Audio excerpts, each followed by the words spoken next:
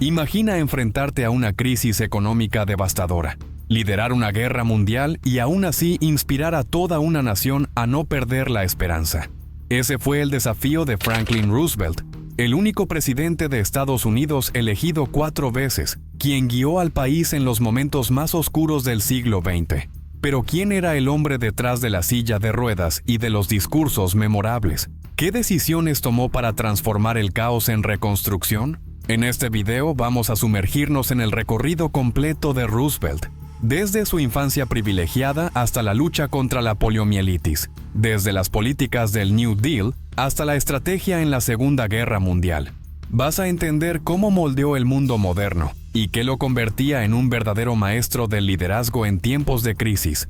Más que una biografía, esto es un estudio profundo sobre coraje, visión de futuro y el poder de la resiliencia. ¿Alguna vez te has preguntado cómo liderar cuando todo parece venirse abajo? ¿O cómo transformar la debilidad en fortaleza? La historia de Franklin Roosevelt puede darte lecciones valiosas, ya sea para entender mejor la política global o para enfrentar tus propios desafíos con más sabiduría y estrategia. Así que ponte cómodo, porque lo que vas a ver ahora puede cambiar tu forma de entender el poder. Franklin Delano Roosevelt nació el 30 de enero de 1882, en el interior del estado de Nueva York, en una propiedad rural rodeada de lujo y tradición. Su familia formaba parte de la aristocracia estadounidense, con raíces holandesas y un apellido respetado en los círculos políticos y financieros del país. Hijo único de James Roosevelt, un inversor exitoso, y de Sarah Delano, una madre dominante y protectora, Franklin creció en un ambiente de privilegios. Desde pequeño tuvo acceso a tutores privados, aprendió idiomas extranjeros y viajó por Europa, lo que le dio una visión cosmopolita poco común para la época. La figura materna tuvo un papel central en su formación emocional y moral. Sarah Delano Roosevelt ejercía una influencia directa en casi todos los aspectos de la vida de su hijo, controlando desde su rutina diaria hasta sus amistades. A pesar de eso, Franklin desarrolló una autoestima sólida y una habilidad temprana para lidiar con figuras autoritarias, una preparación no intencional para los enfrentamientos políticos que tendría en el futuro.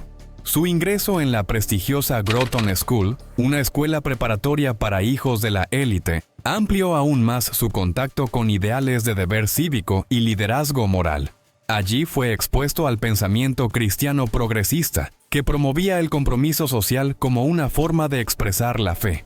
En la Universidad de Harvard, Franklin floreció socialmente. Se convirtió en editor del periódico estudiantil The Crimson y participó activamente en la vida universitaria, cultivando una red de contactos valiosa para su futuro. Aunque sus calificaciones eran promedio, ya se destacaba por su capacidad de generar confianza.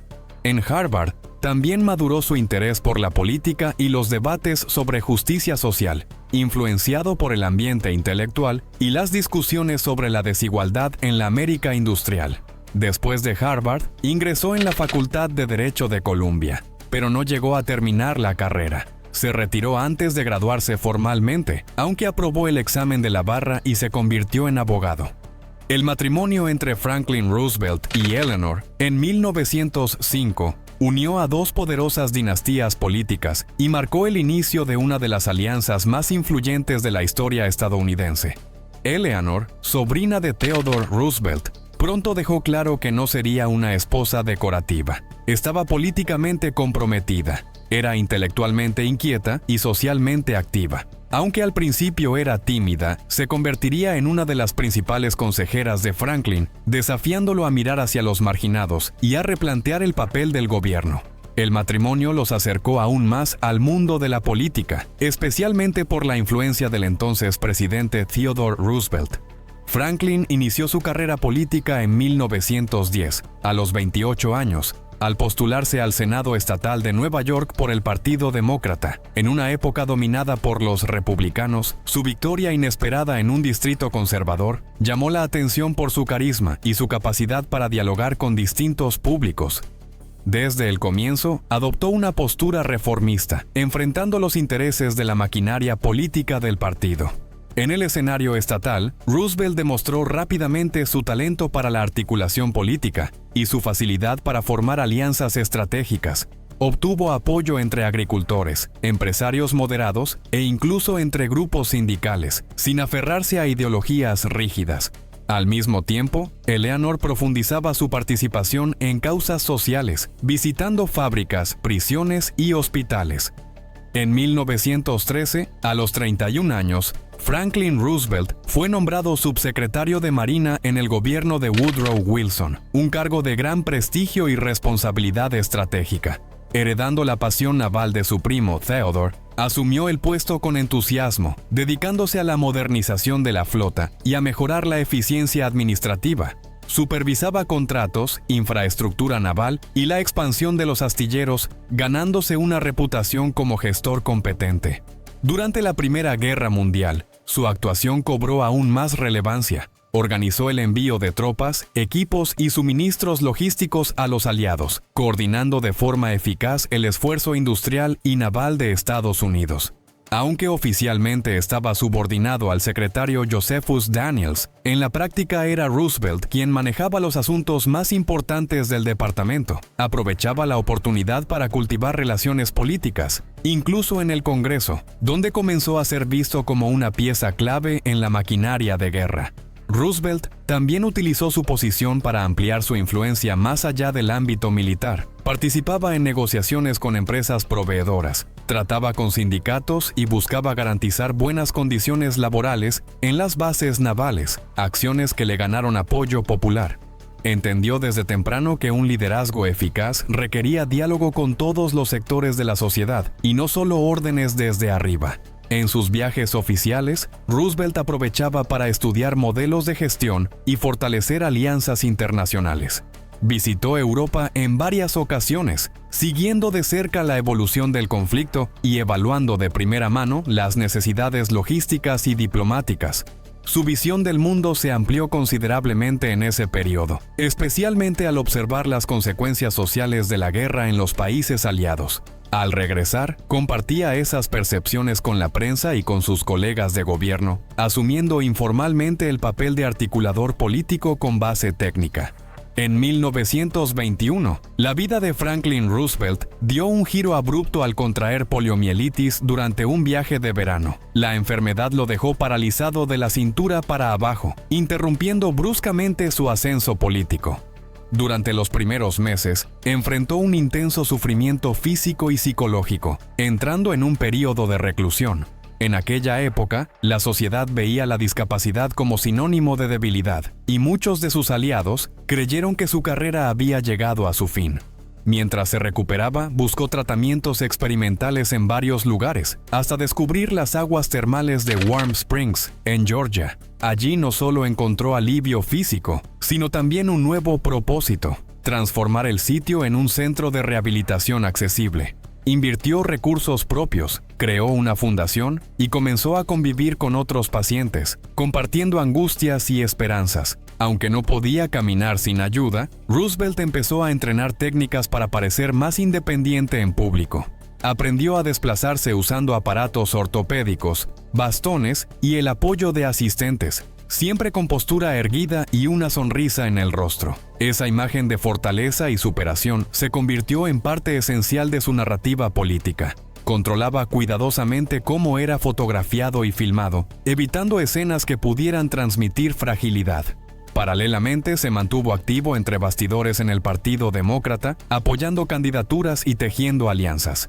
Eleanor fue clave en ese periodo. Se convirtió en su representante en eventos, amplió su trabajo social y mantuvo su presencia en los círculos políticos. La red de contactos de la pareja fue fundamental para mantener el nombre de Franklin vivo en el escenario nacional.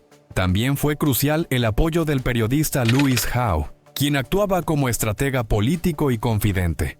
En 1924 reapareció en grande al dar un discurso en la Convención Nacional Demócrata en Nueva York. A pesar de las dificultades, cruzó el escenario apoyado en muletas y arrancó una ovación entusiasta. Aquella escena conmovió al país. Un hombre que se negaba a ser vencido por la adversidad. En 1928, Franklin Roosevelt fue elegido gobernador del estado de Nueva York, ganando una reñida disputa en un estado políticamente dividido. Su regreso oficial a un cargo ejecutivo sorprendió a muchos críticos y consolidó su recuperación ante la opinión pública. Nueva York, el estado más poblado e industrializado del país, ofrecía un escenario ideal para poner a prueba sus ideas. Roosevelt trató el gobierno estatal como un laboratorio de políticas sociales. En los primeros meses se enfrentó a huelgas, problemas de infraestructura y un aumento de la pobreza en las zonas urbanas. En lugar de aplicar medidas represivas, optó por el diálogo con los sindicatos y amplió la mediación del Estado. Implementó reformas en el sistema penitenciario, fortaleció las agencias de salud pública e invirtió en seguridad alimentaria. También impulsó investigaciones sobre corrupción en contratos públicos, elevando el nivel de transparencia de su administración. Con la llegada de la Gran Depresión en 1929, los desafíos se intensificaron drásticamente. Roosevelt respondió con rapidez, ampliando los programas de asistencia para familias desempleadas y creando frentes de trabajo público. Utilizó los recursos del Estado para mantener la circulación económica, desafiando la ortodoxia del laissez-faire. Durante su mandato, Roosevelt articuló una nueva filosofía de gobierno, basada en la idea de que el Estado debe intervenir para garantizar la dignidad del ciudadano. Valoraba la evidencia empírica, monitoreaba los efectos de sus políticas y ajustaba las estrategias cuando era necesario. El colapso de la Bolsa de Valores en 1929 desencadenó una crisis sistémica en Estados Unidos, afectando directamente al sistema bancario, el comercio, la industria y el sector agrícola. Entre 1929 y 1933, cerca de 9,000 bancos quebraron, eliminando los ahorros de millones de ciudadanos. La producción industrial se redujo a la mitad y el desempleo alcanzó aproximadamente al 25% de la fuerza laboral. En los centros urbanos, crecían los campamentos improvisados conocidos como Hoovervilles, en referencia al presidente Hoover.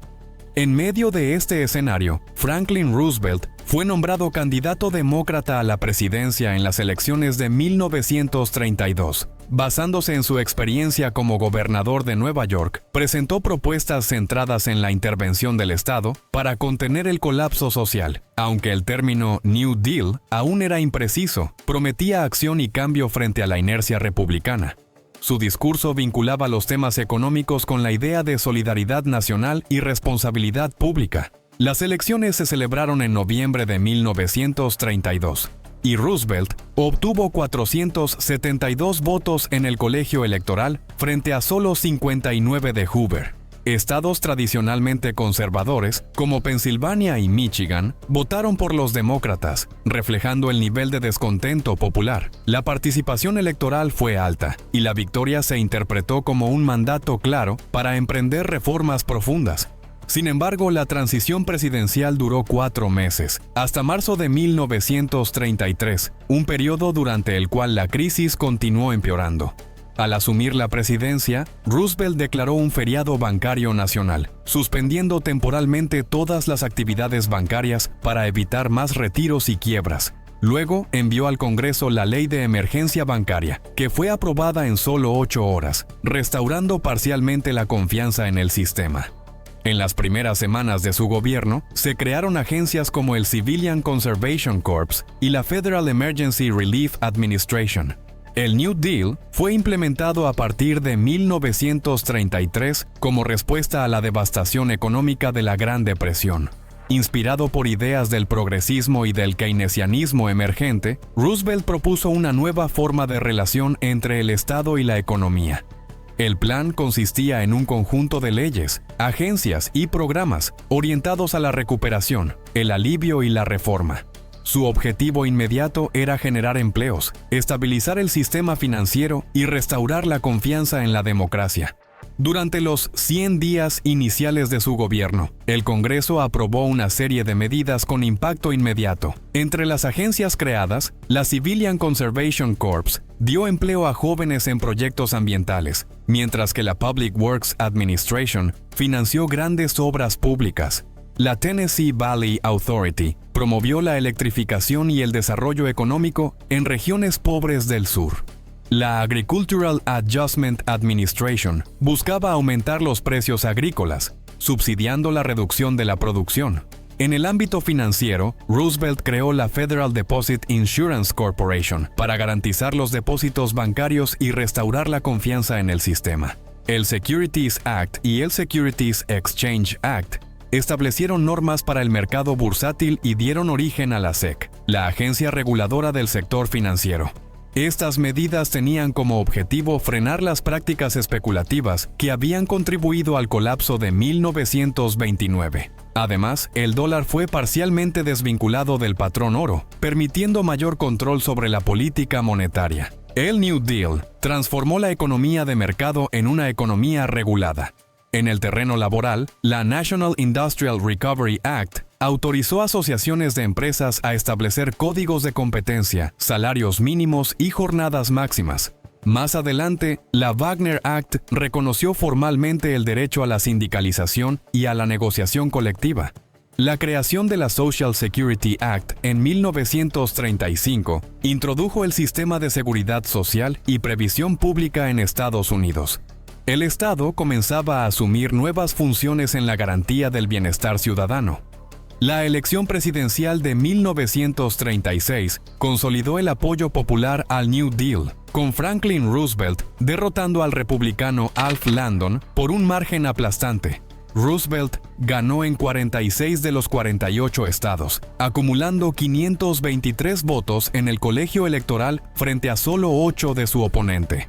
La victoria reflejaba la aprobación generalizada de las políticas de emergencia y las reformas sociales implementadas desde 1933. Trabajadores urbanos, agricultores, sindicatos y minorías conformaban la nueva coalición del Partido Demócrata. Durante su segundo mandato, Roosevelt enfrentó una creciente resistencia por parte de la Corte Suprema que invalidó varias medidas del New Deal. En 1937, propuso una reestructuración del tribunal, sugiriendo la incorporación de nuevos jueces menores de 70 años. La propuesta generó gran controversia y fue vista como un intento de concentrar poder en el Ejecutivo. Aunque el plan fue rechazado por el Congreso, la Corte adoptó a partir de entonces una postura más favorable hacia las reformas. A pesar de las tensiones políticas, Roosevelt continuó utilizando los fireside chats para comunicarse directamente con la población a través de la radio. En esas transmisiones explicaba sus políticas con un lenguaje claro y cercano, fortaleciendo su conexión con los ciudadanos. La radio se convirtió en una herramienta central de la comunicación presidencial, desplazando a los canales tradicionales de la prensa. La crisis de 1937, marcada por una nueva contracción económica tras recortes en el gasto público, amenazó los avances del New Deal. El desempleo volvió a aumentar y la producción industrial cayó, reavivando las críticas a la política intervencionista. Roosevelt respondió con un nuevo paquete de estímulo, restableciendo parte de las inversiones federales en obras públicas y programas de asistencia. Al comienzo de la Segunda Guerra Mundial, en 1939, Estados Unidos adoptó oficialmente una posición de neutralidad. Sin embargo, Roosevelt comprendía que el conflicto europeo inevitablemente afectaría los intereses estadounidenses. A través de la ley de neutralidad, el país restringía las exportaciones militares, aunque mantenía el comercio con naciones democráticas. En privado, Roosevelt mostraba una creciente preocupación por el avance del nazismo y la fragilidad del Reino Unido. Con la intensificación de la guerra, Roosevelt logró aprobar la política de cash and carry en 1939, que permitía la venta de armas a países que pagaran al contado y se encargaran del transporte. En 1941 creó el programa Lend-Lease, que suministraba armamento, alimentos y recursos a los aliados, especialmente al Reino Unido, la Unión Soviética y China. La industria estadounidense fue transformándose poco a poco en una maquinaria de producción militar, generando empleo y acelerando la recuperación económica. El ataque japonés a Pearl Harbor, el 7 de diciembre de 1941, cambió radicalmente esa postura. Al día siguiente, Roosevelt se dirigió al Congreso y calificó el hecho como una fecha que vivirá en la infamia. La declaración de guerra contra Japón fue seguida por las declaraciones contra Alemania e Italia, marcando la entrada formal de Estados Unidos en la guerra. A partir de ese momento, Roosevelt asumió plenamente el papel de comandante en jefe en un conflicto de escala global. La movilización militar e industrial fue una de las mayores en la historia del país. En el frente interno, el gobierno reorganizó la economía, implementó racionamientos, congeló precios y coordinó esfuerzos con sindicatos e industrias. Se crearon agencias como la War Production Board y la Office of Price Administration para controlar recursos y evitar la inflación. Millones de mujeres ingresaron al mercado laboral para reemplazar a los hombres que partieron al combate. La propaganda de guerra reforzaba el patriotismo y promovía la producción en masa. El conflicto aceleró transformaciones sociales, incluyendo la urbanización y el inicio de debates sobre igualdad racial y de género. La alianza entre Estados Unidos, el Reino Unido y la Unión Soviética fue un acuerdo táctico para derrotar al Eje. A pesar de las profundas diferencias ideológicas entre los aliados, Roosevelt mantenía una relación cercana con Winston Churchill desde 1940, intercambiando correspondencia de forma regular, incluso antes de la entrada oficial de Estados Unidos en la guerra. Con Joseph Stalin, la relación era más pragmática y marcada por una desconfianza mutua. Roosevelt creía que mantener a los soviéticos dentro de la coalición era fundamental para asegurar la victoria en Europa. La primera reunión entre los tres líderes tuvo lugar en la Conferencia de Teherán, en 1943, donde se acordó la apertura del Frente Occidental en Normandía. Roosevelt defendió una estrategia que evitara una paz punitiva para Alemania, temiendo que una humillación excesiva pudiera dar lugar a un nuevo resurgimiento del extremismo. También intentó persuadir a Stalin para que se comprometiera a participar en la futura guerra contra Japón, ofreciendo a cambio garantías territoriales. A pesar de las tensiones, la conferencia selló los compromisos militares clave para el desenlace de la guerra en Europa. En 1944, mientras la Segunda Guerra Mundial entraba en su fase decisiva, Franklin Delano Roosevelt ya mostraba señales alarmantes de hipertensión, arteriosclerosis e insuficiencia cardíaca congestiva, dolencias que sus médicos ocultaban para no debilitar su imagen de líder firme durante la campaña. Aún debilitado, logró una inédita cuarta victoria presidencial en noviembre, derrotando al republicano Thomas Dewey. Entre bastidores del Partido Demócrata, el aparato electoral reemplazó al vicepresidente Henry Wallace, considerado demasiado izquierdista, por el moderado senador Harry S. Truman, un hombre poco conocido a nivel nacional, pero capaz de calmar a los sectores conservadores que temían avances socializantes. El 20 de enero de 1945, Roosevelt asumió su cuarto mandato en medio de la nieve y de una preocupación evidente por su salud. 4 semanas después, partió exhausto hacia la Conferencia de Yalta, en Crimea, donde se reunió con Winston Churchill y Joseph Stalin para delinear el mundo del posguerra. Allí se acordó la división de Alemania, el desarme nazi y la realización de elecciones en los países liberados del dominio hitleriano, temas que pronto se volverían conflictivos. También en Yalta, Roosevelt, defensor declarado del multilateralismo, convirtió el esbozo de la fallida Sociedad de Naciones en un proyecto más sólido, las Naciones Unidas. Propuso un Consejo de Seguridad con 5 miembros permanentes con poder de veto, reconociendo con realismo que la paz requería acomodar los intereses de las potencias vencedoras. De regreso a Estados Unidos a comienzos de marzo, el presidente se retiró a su residencia en Warm Springs, Georgia, en busca de alivio para su corazón debilitado. Gobernaba a distancia, dando directrices sobre los preparativos de la Conferencia Fundacional de la ONU en San Francisco y siguiendo de cerca el colapso final del Tercer Reich. Sin embargo, su deterioro físico se aceleró. Rostro hundido, voz débil y presión arterial peligrosamente alta. Al mediodía del 12 de abril de 1945, mientras posaba para un retrato, Roosevelt sufrió una hemorragia cerebral fulminante. Murió 2 horas después, conmocionando a una nación que aún luchaba en el Pacífico y celebraba la inminente rendición alemana. Harry Truman asumió de inmediato, heredando tanto el tramo final de la guerra como la delicada apertura de la era nuclear. Multitudes silenciosas se alinearon a lo largo de las vías del tren para despedir el cortejo fúnebre que llevó el ataúd hasta Hyde Park, Nueva York, donde el presidente fue enterrado según su voluntad. La conmoción nacional pronto dio paso a la conciencia de que la ausencia de Roosevelt dejaba un vacío político en un momento en que comenzaban a delinearse las primeras tensiones de la Guerra Fría. Su legado, haber guiado al país durante la Gran Depresión y la Segunda Guerra Mundial y haber sido arquitecto de la ONU, selló la presidencia más larga en la historia de Estados Unidos y marcó el fin de una era de liderazgo personal que pocos se atreverían a repetir. Franklin D. Roosevelt no solo lideró a Estados Unidos durante dos de las mayores crisis del siglo XX, también redefinió el papel del Estado, transformó la comunicación política y ayudó a moldear el mundo en que vivimos hasta hoy. Sus reformas económicas siguen influyendo en el debate sobre el tamaño y el alcance del gobierno. Sus decisiones diplomáticas dieron origen a alianzas e instituciones que aún hoy son pilares en escenarios de conflicto global. Pero su prolongada permanencia en el poder, la concentración de decisiones y la expansión del Ejecutivo plantean preguntas que resuenan hasta nuestros días.